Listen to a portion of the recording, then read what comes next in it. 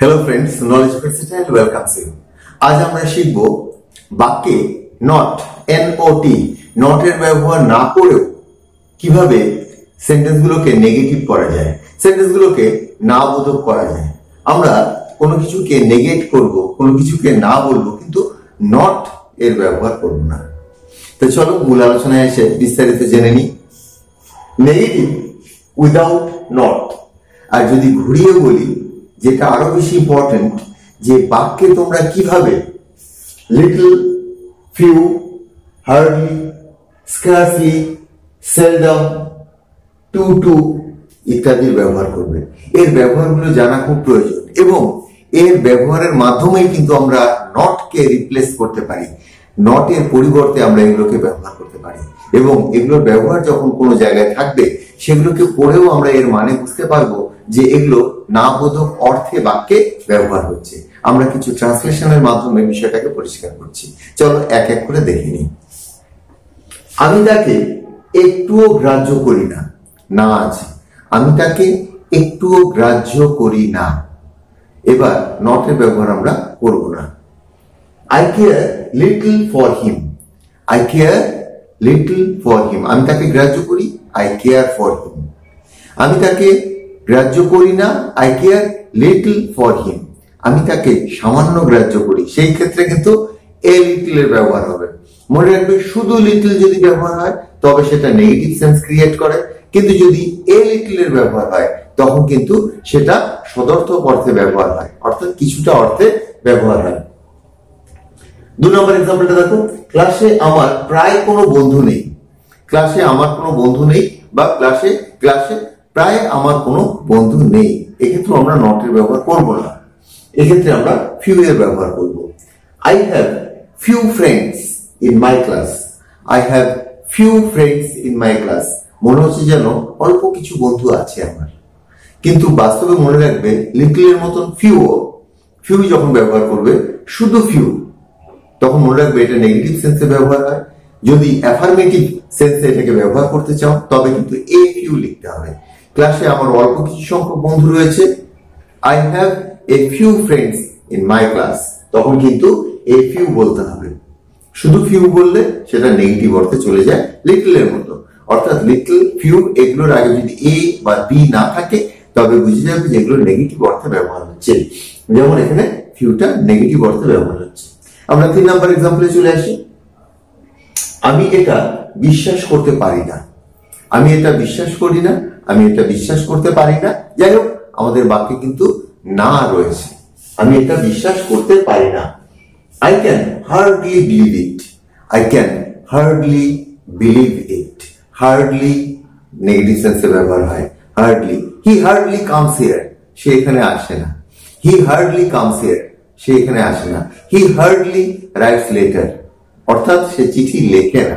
Hardly যখনই তুমি কোথাও পাবে, বুঝে যাবে যে এর অর্থ হচ্ছে না, মানে কোনো কিছু করা হয় না। I can hardly believe it. আমি এটা বিশ্বাস করতে পারি না। নেক্সট সেন্টেন্সটা দেখো।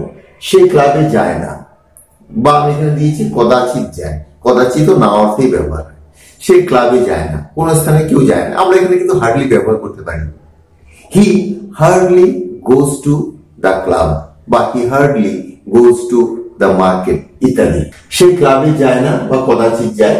He scarcely go to club. এখানে আমরা scarcely ব্যবহার করলাম, হার্ডলির মতো scarcely ব্যবহারও করতে পারি। He scarcely, SCARCELY, he scarcely goes to club. He scarcely goes to club, এখানে আমরা হার্ডলি ব্যবহার করতে পারি। 5 নম্বর এক্সাম্পলটা দেখো। এক্ষেত্রেও একটা না রয়েছে। সে ফুটবল খেলে না। আমরা এখানে সবই ইনডেফিনিট, প্রেজেন্ট ইনডেফিনিট টেন্সে দিয়েছি, সিম্পল প্রেজেন্ট টেন্সে দিয়েছি। তোমরা যে কোনো টেন্সে, যে কোনো ফরম্যাটে এই ওয়ার্ডগুলোকে পেলেই তোমরা বুঝে যাবে যে এগুলো না বোধক অর্থ প্রয়োগ করছে। সে ফুটবল খেলে না, এখানে আমরা হার্ডলি ব্যবহার করতে পারি, স্কার্সলি ব্যবহার করতে পারি।